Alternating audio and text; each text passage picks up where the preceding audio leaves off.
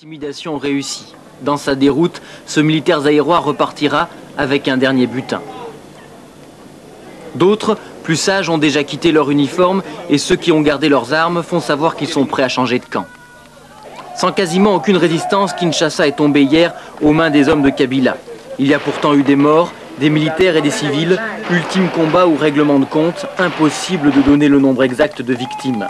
En quelques heures, les jeunes troupes rebelles ont pris possession de tous les quartiers de la capitale. Pendant ce temps, Laurent Désiré Kabila, sourire aux lèvres, s'autoproclame nouveau chef d'État.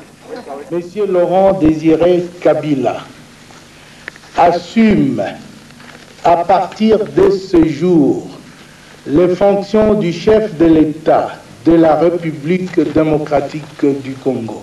Le Zaïre n'est plus, l'annonce est saluée dans les rues par des scènes de liesse. Le dernier représentant du règne Mobutu, le Premier ministre Likulia Bolongo, a fui au Congo voisin, demandant aux dernières forces armées zaïroises encore actives de déposer les armes et de rester dans leurs casernes. Ce matin, selon l'agence de presse Reuters, Mobutu aurait atterri à Rabat. Mais ces scènes de joie ne doivent pas cacher une autre réalité, la peur. Cette nuit, il y a eu des pillages. Certains magasins pillés fument encore. Et même si au centre-ville, les dégâts sont moins importants qu'en 91 ou 93, une grande partie de la population reste cloîtrée chez elle. Le long du fleuve, du côté des entrepôts, nous ne croisons pas grand monde.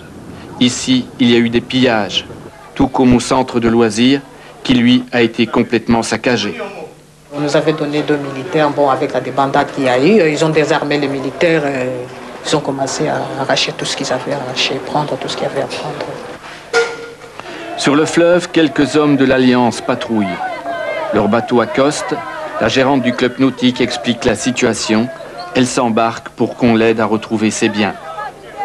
Dans une capitale où depuis des mois l'incertitude et l'insécurité règnent, l'entrée massive ce dimanche des troupes de Kabila a de quoi rassurer la population, même si beaucoup de Kinois restent prudents. On ne veut pas que le même système que Mobutu a utilisé, que ça se répète chez M. Kabila. Et si M. Kabila voulait faire comme M. Mobutu?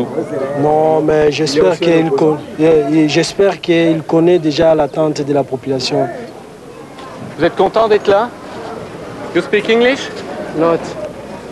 Vous êtes content d'être arrivé? I speak not. What do you speak? Not. Impassibles, le visage fermé, les traits tirés par la fatigue, ces hommes ne sont pas tous des Zaïrois.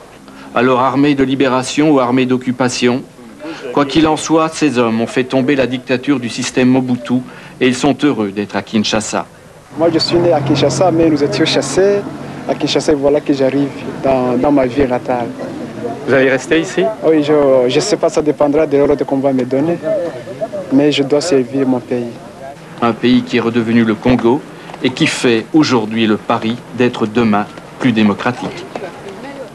Pillé, pas n'importe quelle maison, celle du capitaine Kongolo Mobutu, l'un des fils du président.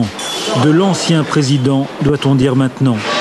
Ces hommes et ces femmes vont-ils être poursuivis par les hommes de Kabila qui ont promis de punir les pilleurs? Peut-être, à moins que le nouveau pouvoir ne ferme les yeux, considérant qu'ils n'ont fait que reprendre ce qui revient au peuple. Le propriétaire de la maison, Kongolo Mobutu, est arrivé au Congo-Brazzaville avec plusieurs de ses proches.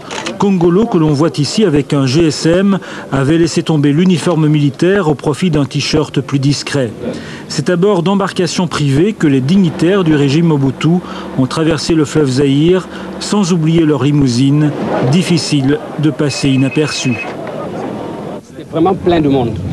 Là-dedans se retrouvait M. Kongolo Mobutu, alias Saddam Hussein, avec toute son équipe.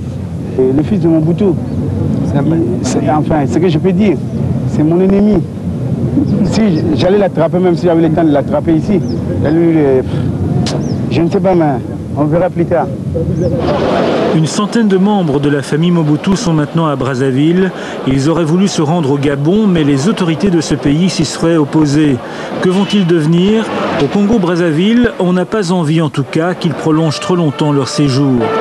Quant au maréchal Mobutu lui-même, selon certains de ses proches, il serait toujours à Gbadelit, le Versailles zaïrois comme on l'a surnommé. Mobutu devrait néanmoins s'envoler tout prochainement pour le Maroc. Mais ce ne serait qu'une escale du Zaïre, plus pour très longtemps, des sympathisants de l'Alliance démocratique et des principaux partis d'opposition se sont chargés de marquer ici aussi la transition. Conformément au communiqué officiel de Laurent Désiré Kabila, le mot Zaïre est désormais banni. L'ambassade sera celle de la République démocratique du Congo. Le drapeau congolais flotte au-dessus de l'entrée de l'ambassade. Il a été hissé alors que la foule entonnait « Debout Congolais », l'hymne de l'indépendance, redevenu hymne officiel.